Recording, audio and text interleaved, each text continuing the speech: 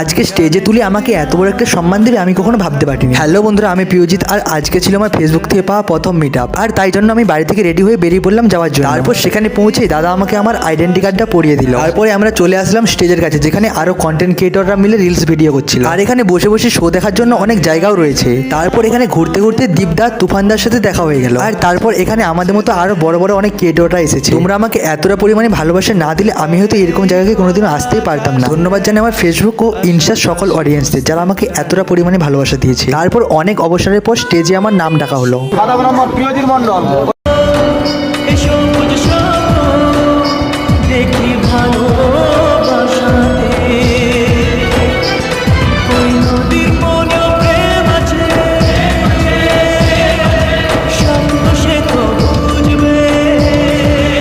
তোমাদের ভালোবাসা যে আমি এতটা সম্মান পাবো আমি কখনো এক্সপেক্ট করতে পারি। তোমরা আমাকে আরো সাপোর্ট করো, আমি যেমন আমার স্বপ্নগুলোকে এইভাবেই পূরণ করতে পারি।